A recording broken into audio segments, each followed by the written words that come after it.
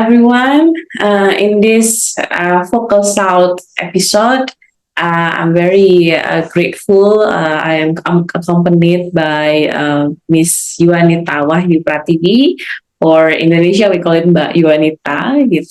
And then I invite her to join us today because she recently just written a very insightful articles up on the marginalizations of vegetable in Indonesia. And this article was written in Bahasa Indonesia, and I think it's very important to have this article written in Bahasa Indonesia because even though we already live with vegetable every day, but I think this article has give a more nuanced perspective on the dynamic, the social class of vegetable in Indonesia. At least for me, there are lots of insightful points on this article, and I want to discuss it with you today in English because I think this information is only right now is only written in Bahasa Indonesia. Maybe in the future it will be much more available in English versions. So in this article, I will show you later the titles and everything. But Yuanita discuss in historical perspective how the process of marginalization of leaves in leaves vegetable in Indonesian's history. To give you a bit of a context, in Indonesia right now, we have we have a lot of diverse kind of vegetable. However, there's only a few of them are dominating the market. And mostly in the market, when we go to the market in Indonesia, we only found this horticulture vegetable in the market. Even though in Indonesia there are a lot more leaf vegetable that are exist in the market. It was bring me a lot of burning questions. Why our indigenous vegetable is not the dominant vegetable in Indonesia or in our markets? Why? And I think this article from Mbak Yuanita has given me much more in-depth insights on the process of these marginalizations. So I welcome here Mbak Yuanita. Hello, Mbak Yuanita. Thank you for your times. And maybe just to briefly introduce or maybe briefly give a context for this discussion, could you tell us a little bit what are you doing now, and what makes you motivated in writing about this marginalization of vegetable articles? Okay, thank you, Manana, for the opportunity. I'm Yuanita Pratiwi. You can call me Yuanita or Yuan. I studied history for my BA at UGM, and then I continued my master's in Leiden University, majoring in colonial and global history, in which I studied about the early modern period and using the sources from the Dutch East India Company. And then I'm about to start a PhD at Wageningen University in environmental and economic history. So it's a bit more specific right now, and it's connected to what I did in this article, because it's like a mini project to test if my proposal is doable. So I'm studying about this vegetable as an attempt to address a bigger question on the food quality that I will talk about more in my dissertation letter. The food quality in Java as one measure to the well-being, to the pre-colonial well-being in Java. So yeah, that's basically what brings me to writing this article. Okay. Well, thank you, Yuanita, and I'm looking forward to follow your research and project in your PhD at Wageningen, yeah, because I think it has a lot of potentials. In right now we're discussing about how to decolonize knowledge productions, etc. I think if I want to discuss or I want to study about decolonizations of knowledge, I would follow your project as one of my top lists for it. So let's discuss about your paper, about you, Anita. I think there are a lot of interesting insights that we want to dig in, but I think let's start with one thing that somehow give me much more, aha moment when I read your article. It's about how to document the history itself, right? And the documentation of history is really much related to who are the documenter itself, who are writing about the history in Indonesia. And in your paper, you are actually discussing about the role of these foreign travelers that came to Indonesia and document whatever their observations found out. I would like to maybe could you tell us a little bit, yeah, what is the role of this foreign traveler in documenting food in Indonesia, and how come it leads to a process of marginalizing the leaves or the leaf vegetable in Indonesia, by Yuanita? Yeah, thank you. This is one of the important point that I discussed in my paper. So when we're talking about foreign travelers, they are a major they're they're the major producer of sources, especially if we're talking about the early modern history, in which like the state that produced sources regularly hasn't existed yet. So yeah, like they're the main go-to sources for that period. So actually, if we're talking about foreign travelers, they came to Indonesia with many with diverse motives. For example, if we go like to the oldest one, like Marco Polo or Tomepire, they're really like documenting things out of curiosity. So what we have in those old texts are like a very subjective yet simple Mm-hmm. description on the things that actually happen here.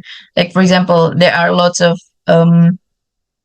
negative views on what's available here because simply that they don't encounter what is good for them in Indonesia. Mm-hmm. So they think of this unknown stuff, this things that is eaten by the local people as something that is not as good as what they used to eat. So for the oldest period, I think it came from 15th 16th century. We encounter problems like that, so we really have to like be careful or counter it with the local sources Mm-hmm. to do justice to the what was to do justice to describing what is actually happened in those times. So that's also like what I did in my article. So I sort of accompany these foreign sources with local sources, like Mm-hmm. from prasasti and inscriptions. And I didn't like read it myself because where our colleagues from archaeology has already done so much, Mm-hmm. uh, and we and I use like their studies about those texts and using it as the sources to accompany the foreign travel notes.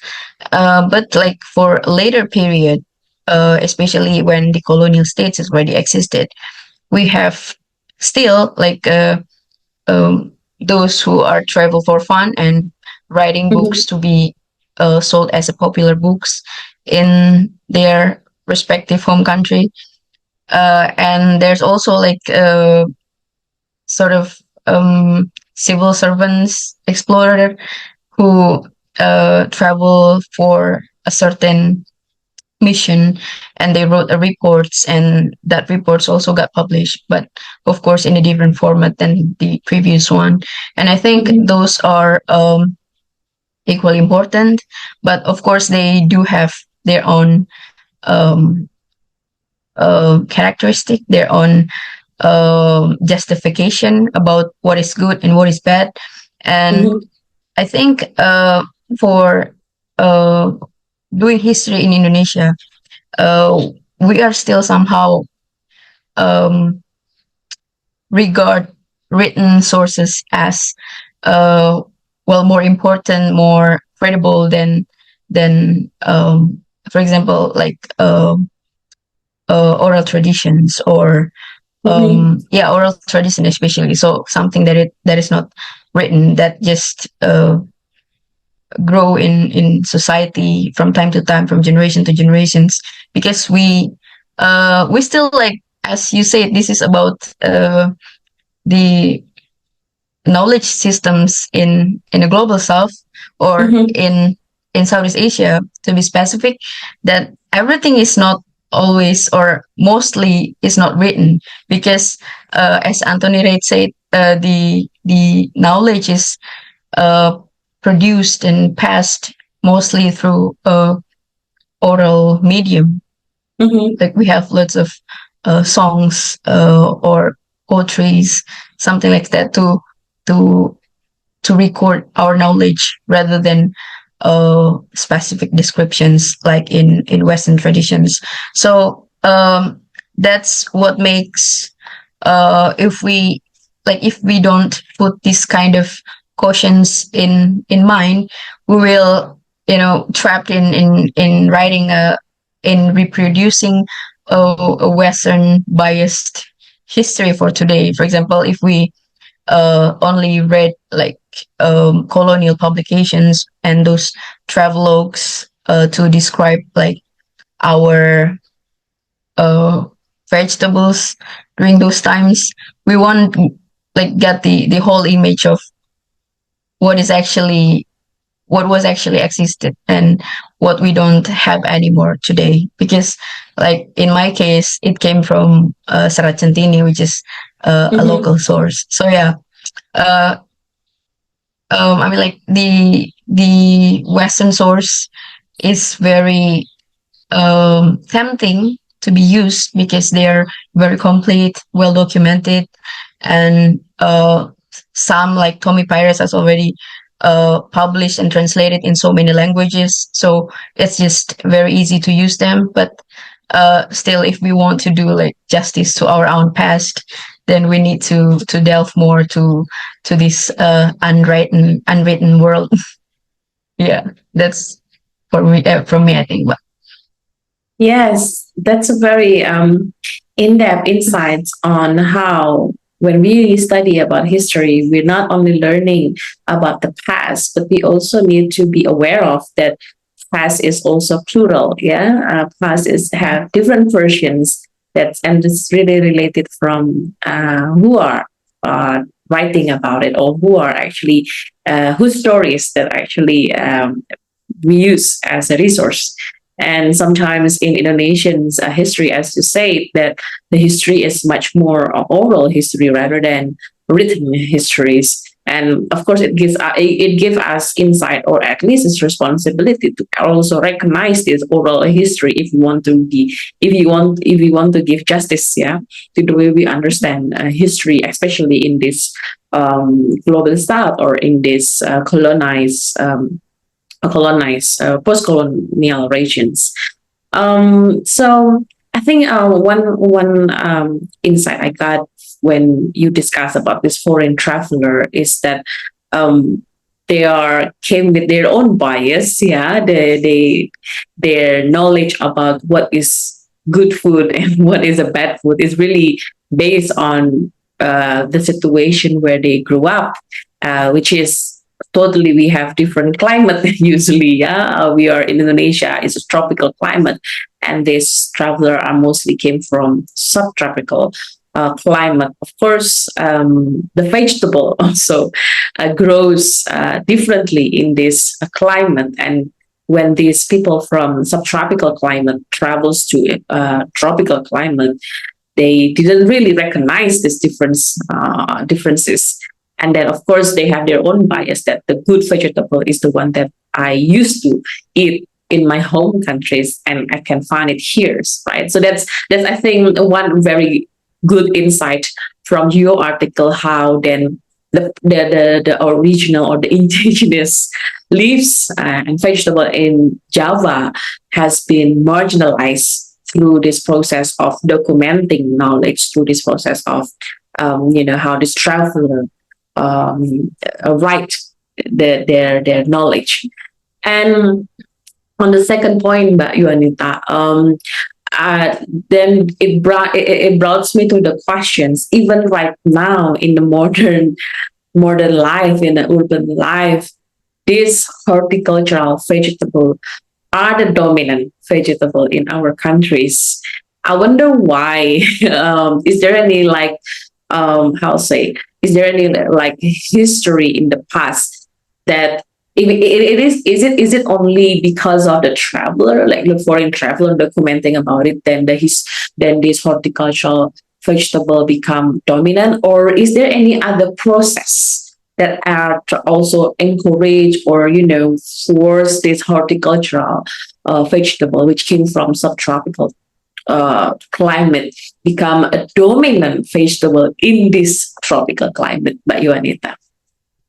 Okay, yeah, thank you. But so yeah, besides the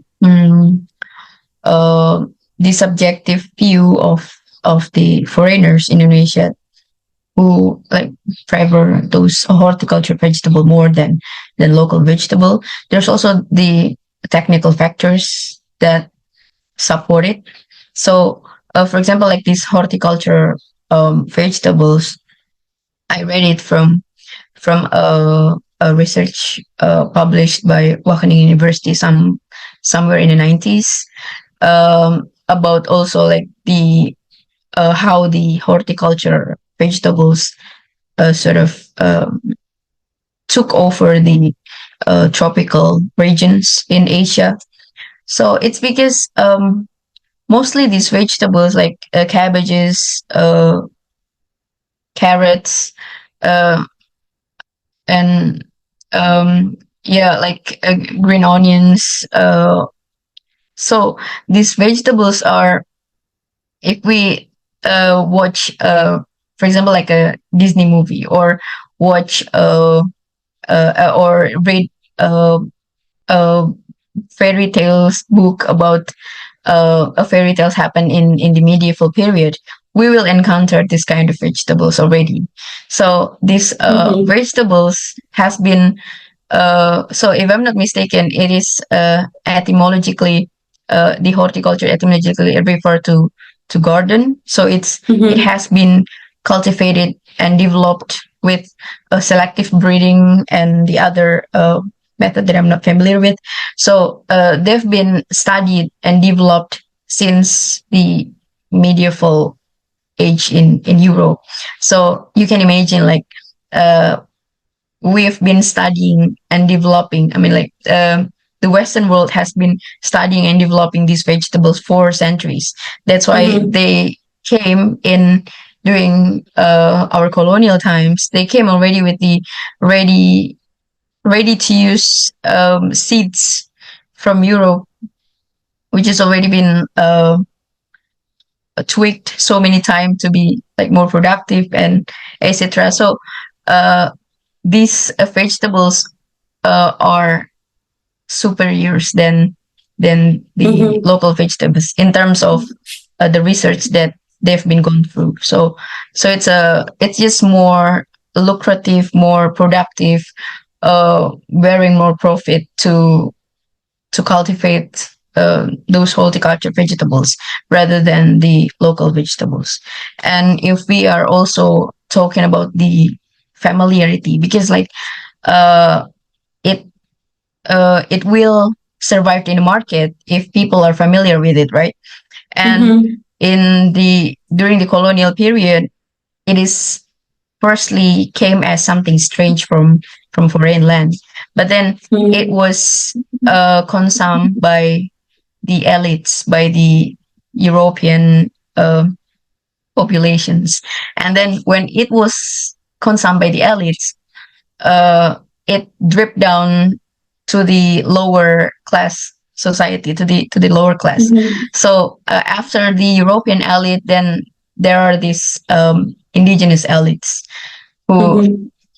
during the colonial times, like many replicates many of the uh, replicates many things from the European elites, and when something is already uh, being eaten or consumed by the indigenous elites, the locals, the non-elites, the local non-elites will view it also as something prestigious. So that's what Mhm. happened with with the horticulture vegetables during the colonial times, and then after the colonial period ended, even this view, because of its practicality again, like its Mhm. productiveness, its familiarity with the market, we will, I mean, like the government at that time is supporting on this, on the cultivation, on the production of this vegetable, instead of, you know, like doing the research from the start towards the indigenous vegetables, whose, I mean, like we know that there are already like thousands of it. Even though, like in the colonial times, actually, the colonial government has already initiated a research on indigenous vegetables, Mhm. especially after they discover like the importance of vitamin. So they sort of, because like the principle of the colonial government is how to be um, cost effective. So they don't want to yeah to spend a lot of money on developing this this Mhm. colonized society. So Mhm. to be cost effective is to use something that are not costly, that is free Mhm. from the nature. So that's Mhm. where these indigenous vegetable came to importance. That's why there's this book by, I forgot the author, but I mentioned it in my paper.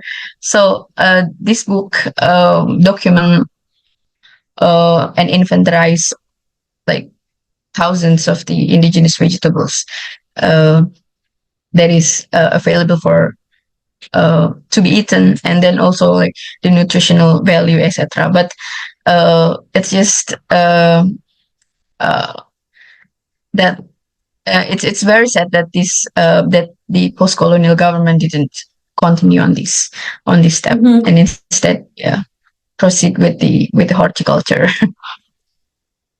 Yes, yes, I agree with you. It's very, it feels very saddening, actually, because I felt that we are somehow cut from our, from our historical identities, especially with the vegetable, with the leaves that actually around us, even in these generations. I think there are not many knowledge. Yeah, we don't have a lot of knowledge on what is actually our indigenous vegetables.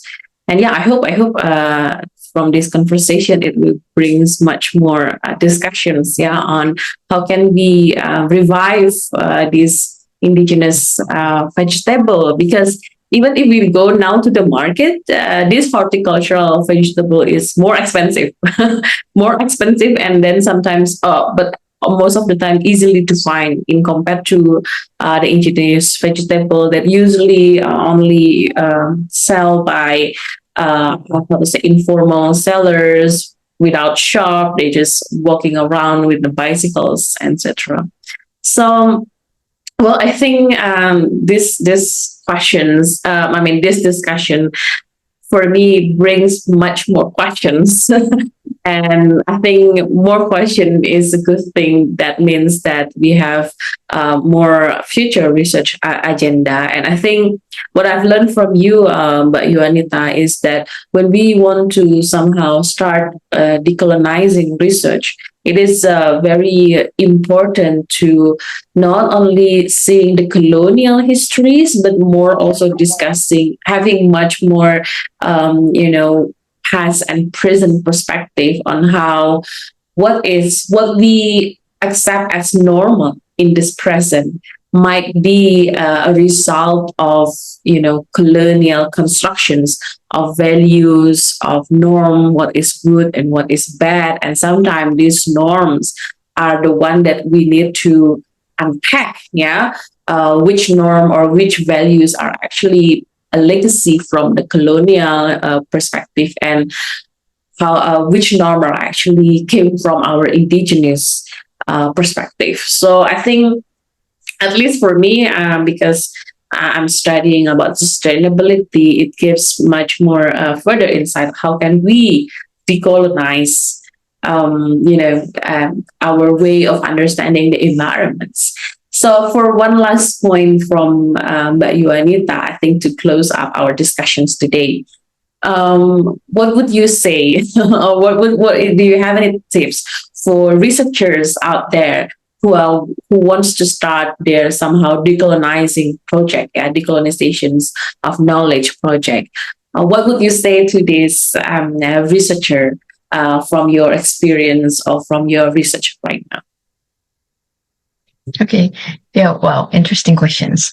Um, yeah, I think we can start simple if we want to like decolonize the research. It's I think it's by listen to the elderly in our family. Like they're the closest uh, knowledge source. Like they're the closest uh, link for to reach us with the past that is not in our hand anymore. So yeah, I learned a lot from my family, from my mother, from my grandparents about um what kind of life that they had in the past, and how things already changed so much since then. And then yeah, how, and to compare that, how some things are changing for good and something are changing for worse. So yeah, I mean, like they used to call it development, but from our point of view, of course, like you understand more about this. It's not, Mhm. I mean, like yeah, it's not like that anymore. We need a more perspective on what is better than what considered to be the best in our time today. Yeah, Wow. that's Thank you, Anita. I think listen to the elders. Yeah, find the elderly. It's like a fantasy kind of story to find the elder and talking with them and looking for much more wisdom, because usually they know, as you said before, our history in the global south, or let's say Indonesia, is much more oral history. So we really need to capture this oral history as much as we could. Okay, right. thank you so much, Mbak Yuanita, for your times today. And for those who wants to follow Mbak Yuanita research, yeah, exciting research on food in Java, food and well-being in Java in colonial histories. Mbak Yuanita, do you mind if we share your contact? Maybe how could we contact you, for example, for those who wants to have a discussions with you? Yeah. Okay. I think the easiest would be Instagram. So Instagram. yeah, my Instagram is at Yuanita right now. I just lost my older Instagram, so it was sad. But like this is the more I think the most uh, friendly platform to discuss our research. Actually, Mm-hmm. I grew many of my research in this platform. So yeah, Instagram Okay. then. Okay, I'll put the link of your Instagram account later on the Yeah. descriptions. Okay, thank you so much, Mbak Yuanita. Thank you all for listening. I hope you can enjoy it and see you again. Bye bye. Bye. See you.